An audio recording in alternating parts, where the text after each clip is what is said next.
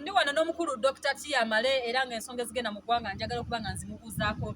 Omanyi omukulu ono ye engeri gya kati atunudde waggulu alina byalaba byasensinga. Njagala okubuuza. Ndaba akakima ka Alimpa. Naye nga akakima gye kali. Alimpa mbu yalina akakima asooka n'akeegaana. Naye mbadde nsaba Mama Fina nga ndi ku folongoto. Bw'obanga ozze okudduukira abantu abaafuna obuzibu. Akakima ko nga tewakalowooza.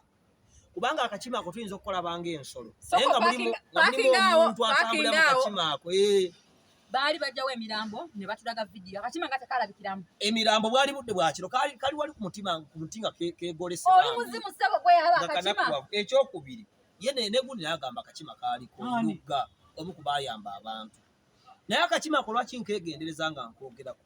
Manyi ki oba Alimpa agenda e Masaka gy'azaalibwa n'asitula omuzimu gw'abasudde ne gusiima akakima. Kati basudde n'akulumba ekiro n'akunyiga nga weebase. Ekyokubiri bannamawulire mukutte interview zonna naye nga temunnakwata interview y'akakima. Kuba naye yaliko. Akakima kikaluma? Akakima kiyinza okuba nga kikaluma munnanga. Enkima yavuddeyo n'eyogera nga mugirumirirwa. Tennayogera kuba tebannagiwa budde. Ebayita etya enkima? Naye Alimpa wakola buyo okwegaana enkima. Kati ogenda bw'otya mu ddwaliro okayite kajje wooli. Ate kamuwa ssente? Ng'ate wakeegaana. Ekamuwa ssente? Ate buli mwayine eddogoli. Omuntu atalina ddogo mu Uganda ye DJ Shiro. Omukulu ono yavuddeyo n'akabagula. DJ Shiro byaddala atambulira wa abasajja awaala. Olwokuba mulabye omanyi ono omusajja alinga kamiliyoni. Omukwano gwe tunaleta Shiro togumanyi. Jankuwa. Shiro tasobola kujja ku bolongoto ze corporate man. Bano abali kuno bannuupu. Baliwo abannuupu. Abantu bange bonna bannuupu. Agenda osabula gwe. Nze baawula mu nzige. Nvuma era ndabye Gravity ng'akaaba neneewu. Nze ndabye Gravity ng'akaaba neneewu. Nze bagenda okusabula. Gravity musajja munafu. Okuba otya n'ojjuza ekivulu ky'abantu emitwalo 3 ate Kezi n'akaabya atavuga de Benz. Kezi avuga pasu. Omuntu avuga bokisa stoko 3 olinga bokisa akuvumata n'okaaba. Wenkomye okutegeera atokoma. N'enshiro alina byansaba. Lwaki ondekana ngina ne muwa? Shiro muveeko. Gravity omusajja muwe. Age difference. Shiro alina emyaka 27 alina emyaka 22. Ege myaka 6 Ulira. Shiro abadde wemirembe. Yajja muto ne bashiba bajja batomuwayiriza abaana b'abannammwe. Wamma kugamba man expert. Gravity lekerawo okunywa enjaga. Ekyokubiri Gravity weerabidde nti ofaanana enkima. Katonda bw'aba ayimusizza omuntu ojjukiranga gye wava. Anti wulira gwe vaako kati vaawo nsigalewo bw'omu eno bolongoto yange. Kakati njagala mbabuulire baganda bange. Bw'oba oyimuse n'obaako w'otuuka teweereega ku bantu.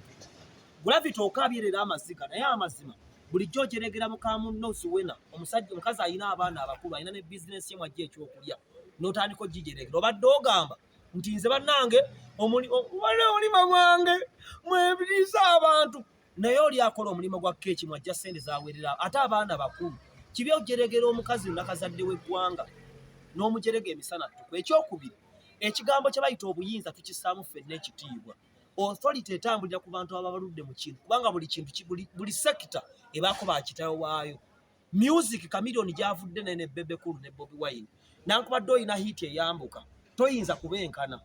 Eddogoba Katonda atuula ku Maliyaki nankubadde bamawulana ne Wayne bali waggulu nnyo tebayinza kwenkana Amoti oba Maliyaki nankubadde balina ekishootinga leero. Naye era nkissa ku kigambo obutasoma. Gravity wayimbye ennyimba eziwemula bbiri.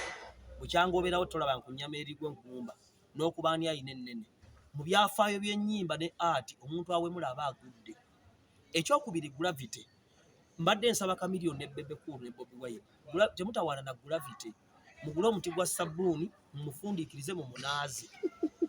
Abo abayimbi nga ssaawa betaakunaaza ojja kulaba nga amazzi agamuvuddeko n'oluusi bwe munaaliza bukazi.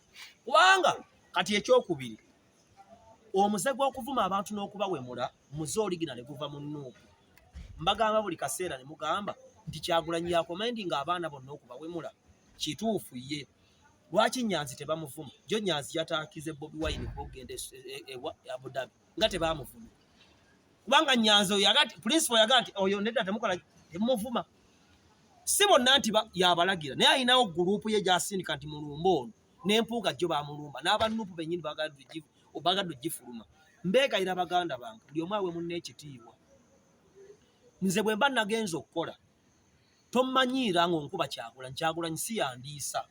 ate Kyagulanyi talina tteeka lyayinza kuwa mu Uganda nelikola gw'omuyita president ne president asobola kukakkanya bbeeyi y'amafuta nga naye omusolo agutwala ku Uganda Revenue Authority. Kati nze tobiŋŋamba ebyekijjega sajja mu kibuga kusinika mannyo muwaŋŋane ekitiibwa abatakyagala mukozesa omuzembe gwa Museveni okuvuba gwe mwagadde naye ekiseera kijja kutuuka nga tukyasobola kuvuma muntu yenna kaba bafere kaba babbe. Kyagulanyi yagenze n'afeera abantu e Dubai talina gwe yakomyewo naye waabwe ani gwolaba akyogerako lwokyogerako gaba kulumba kubanga abo abaana yabateekamu omwoyo ogulumba buli muntu. So njagala okutegeeza buli omuntu avuma munne n'okumutyoboola ekiseera kijja kutuuka tona gw'otyobodde. Ekyokubiri nze omwavu tanvuma kyova olaba nze abantu baavumire sikaaba nze omwavu tanvuma ekirinkaabya nga Gravity nenkuba press conference nga ha mu Kiggundu anvumye nti olinga embizi awo nja kukaaba naye gwakuba capati ononyeeko nusu 2,000 bikole ne bwompemulaki ne bwonvuma emmwe emyufu njirina obitege mbirina obwempimbulina kyokka nvuga Benz